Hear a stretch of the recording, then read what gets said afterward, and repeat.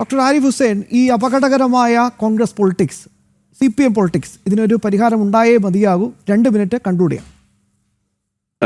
ഞാൻ ഇവിടെ റെജി പറഞ്ഞ ആ ഒരു കാര്യം കൂടി പറഞ്ഞുകൊണ്ട് കൺക്ലൂഡ് ചെയ്യാന്നാണ് വിചാരിക്കുന്നത്. ഇദ്ദേഹം ഇവിടെ പറഞ്ഞു കോൺഗ്രസ് ഒരുപാട് കാര്യങ്ങൾ സംഭാവന ചെയ്തിട്ടുള്ള ഒരു പാർട്ടിയാണെന്നാണ് പറയുന്നത്. അങ്ങനെയുള്ള ഒരു പാർട്ടി സ്വാതന്ത്ര്യം ലഭിച്ചു കഴിയുമ്പോൾ അത് പിരിച്ചുവിടണം എന്ന് പറഞ്ഞത് ഗാന്ധി തന്നെയാണ്. അപ്പോൾ അതെന്തിനായിരിക്കും കൂടി ഒന്ന് അദ്ദേഹം പറയണം.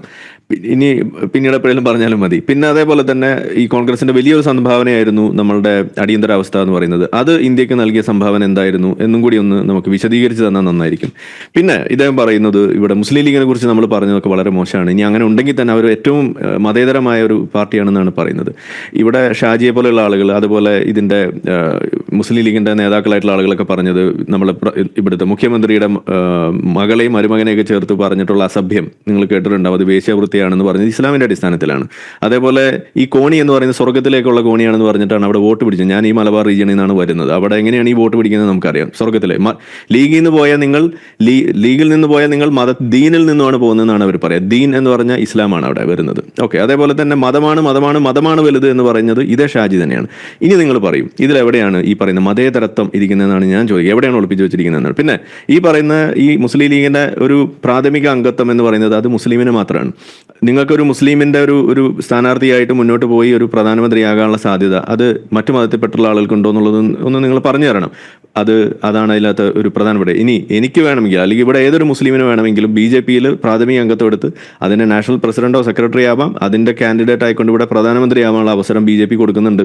അത് നിങ്ങൾ നിഷേധിക്കുമോ? അപ്പോൾ അങ്ങനെയാണോ ഈ പറയുന്ന ഈ മുസ്ലിം ലീഗ് അവിടെ നിൽക്കുന്നതല്ല? അപ്പോൾ നിങ്ങൾ അത്തരം കാര്യങ്ങളൊക്കെ ഇരിക്കും. പിന്നെ ഇപ്പൊ ഏറ്റവും ഒടുവിൽ നിങ്ങൾ ഇവിടെ ബാന്ധവം സ്ഥാപിച്ചിരിക്കുന്നത് ജമാഅത്ത് ഇസ്ലാമി എന്താ ഇവിടെ പറഞ്ഞുകൊണ്ടിരിക്കുന്നത്? ജനാധിപത്യം ഹറാമാണെന്ന് പറഞ്ഞിരിക്കുന്ന ടീമാണ്.